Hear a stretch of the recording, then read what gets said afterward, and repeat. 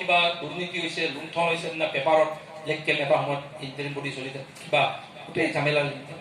কিন্তু নিৰ্বাচিত চৰকাৰ হোৱাৰ পাছত আৰু এই পটভূমিৰ পৰা এই সংগ্ৰামৰ পটভূমিৰ পৰা যোৱা ব্যক্তিসকলে যেতিয়া কাউন্সিলৰ দায়িত্ব ল'লে তাৰ পাছত শিললক আত্মযোগ্য কামাদত্ব কিন্তু এই কাউন্সিলটো আজি পৰিচালনা হৈ আছে।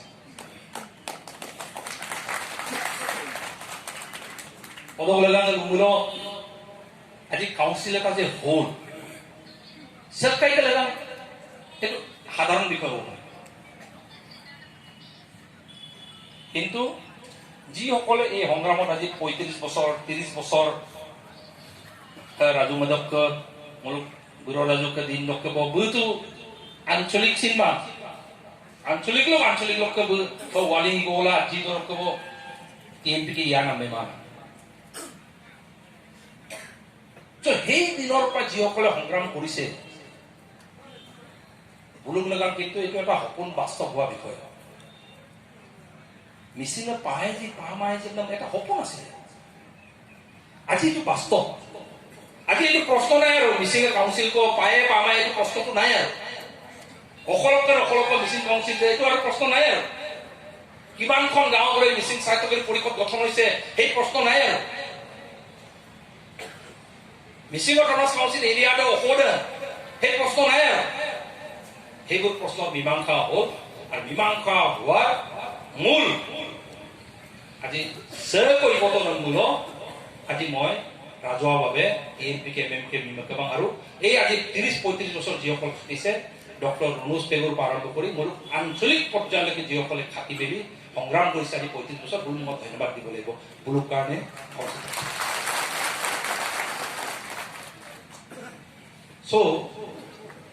ছিল মোক যদি গোটেই পৰিৱৰ্তন হৈছে নাই পৰিৱৰ্তন হৈছে পৰিৱৰ্তন ক'ত सरकार फेसबुक दिले टीएमपी को অক্কাৰকে বিভোধন না যেতিয়া প্ৰশ্ন কৰে এই সংগ্ৰাম বলা অক্কাৰকে মোৰ বিচিঙে পাতন যেতিয়া মোৰ যেতিয়া কেতিয়াবা প্ৰশ্ন কৰা দেখো ৰণোজ পেগু বলে অক্কাৰকে বিভোধন না যেতিয়া প্ৰশ্ন কৰা দেখো তেতিয়া তানিকৰ মৰাচুল লগ মতো কম নানা হসিলৰ বিহু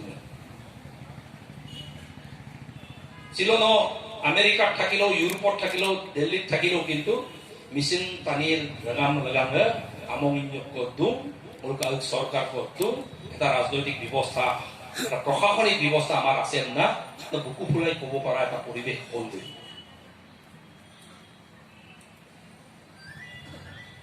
লগামে টিএমপি কে অক্কাৰদন জ্ঞাতনিয়া কেতিয়াবা কোনোবাই প্ৰশ্ন কৰিলে মই ভাবো যে সন্মানেৰে দৈনিক কবি যোৱা নামটো এটা আমাৰ ইম্পৰ্টেণ্ট বিষয় আৰু সামাজিকভাৱে সাংগঠনিকভাৱে পৰিৱৰ্তন হৈছে নাই আমি এনে নকৰিলো বেৰুনে আজনে স্কুলৰ পৰা বেন্নে স্কুলৰ পৰা আমৰং পুগেলা চাকিও জ্বলাই গেলা চেণ্ট্ৰেল অধিৱেশন পাতি যাৰ যে ৰূপা মৰু ডিষ্ট্ৰিক্ট অধিৱেশনত আয়াৰত পাকিয়ানা এটা সামাজিক পৰ্যায় এটা মৰু এটা পাইছোঁ তাৰেও কি ইয়াৰ মাজত কেইটামান বিষয় থাকি গৈছে যিটো বিষয় এতিয়া শক্তিশালী ৰূপত এটা সংগ্ৰামৰ আকাৰে উপাঙল আগুৱাই নিয়াটো বহুত প্ৰয়োজন। এটা শৈক্ষিক আন্দোলন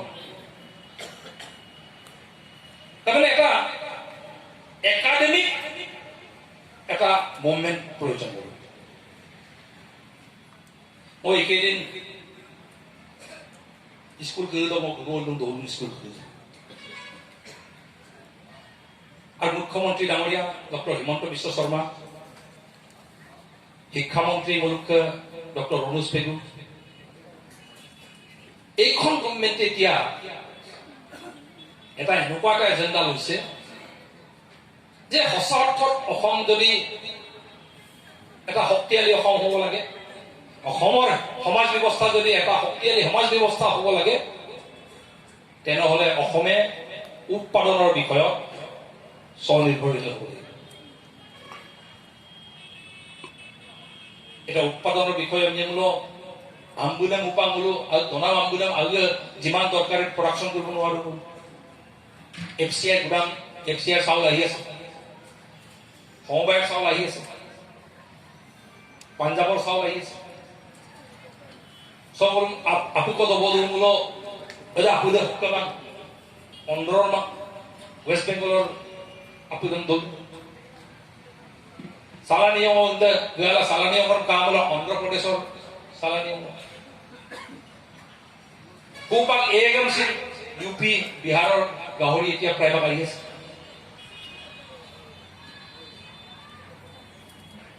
তো এতিয়া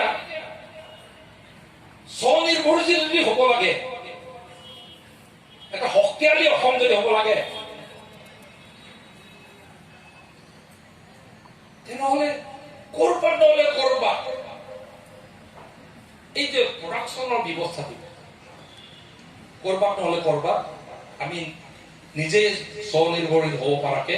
নিজৰ প্ৰয়োজনীয় সামগ্ৰীটো নিজে উৎপাদন কৰি সেলফ সাফিসিয়েন্ট হ'ব পৰা এটা ইকোনমি গঢ় দিব লাগে নহবা অসম চৰকাৰে গুৰুত্ব দি আছে অসম চৰকাৰৰ সবতকৈ টপ মোষ্ট প্ৰায়ৰিটি এজেণ্ডা কি বুলি ক'লে গৰুকুটি প্ৰকল্প ৭০,০০০ বিঘাতকৈ অধিক এৰিয়া গভৰ্ণমেণ্টে হুপা গুজৰাটে যেনেকে আমুল গাখীৰক কেন্দ্ৰ কৰি গোটেই ভাৰতবৰ্ষ পৃথিৱীৰ বজাৰ যেনেকে দখল কৰিলে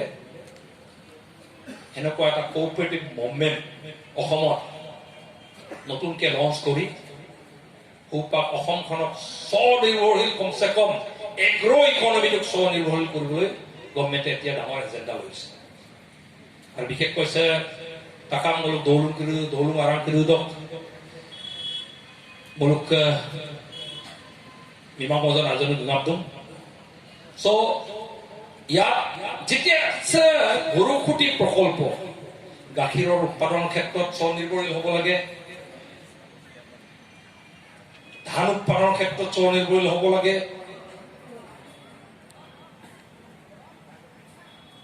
মোক বুজি না মোক কিমান আগমছে মোক কয় কালো না লম্ব মোৰ ৰুচুকান না একচুৱেলি কিবা নতুন কথা কৈ আছো নেকি পৰক অনাম লুইৰ পানা দৰকাৰ দেন এই অনাম লুইৰ নাম দৰকাৰ যান একে সুনাম লুইৰ নাম দৰকাৰ যান কিন্তু আমি স্বনিৰ্ভৰশীল কিয় হ'ব পৰা নাই ক'ত প্ৰব্লেমটো কিয় প্ৰব্লেমটো কয় MMK কেইবা বছৰ লুদুম আৰু একদম বোলো গোটেই বছৰখন একটা আৰেগম কৈ দিওঁ অন্য সমাজে 4টা অংক আৰেগম দিওঁ 3টা অংক আৰেগম দিওঁ একেবাৰে নহ'লেও 2টা অংক আৰেগম দিওঁ সিজনত গোটেই বছৰটো আৰু সবজন ৰুচুকাক ধৰক বিধানসভা যেতিয়া হামৰুম ৰুসুদৰে গভৰ্নমেন্ট আলাদা যেতিয়া এইবোৰ কথা চৰ্চা হয় অব মো মহারাষ্ট্র মদকু মোক টিএমপি কে ইগোদরম সদিয়াটক বুরোমপ মিশন দৌলুম গোনান পরিস্থিতির পরিবেশতে মহারাষ্ট্র ময়কুমল অসমার আস হাইয়েস্ট আমংকান রেগাম দে সেকনমুল মিশন রাখছে মোর আমং অধ্যক্ষ দম যেমন বিঘাদ বিমাউন পুরা কি মিল বিঘাদ Gerak 10 pura ko na. Pas pura ko. Ame lower sam borpeta ko kotha ko kuda. Mok 2 kotha ase. 3 kotha ase na kuda.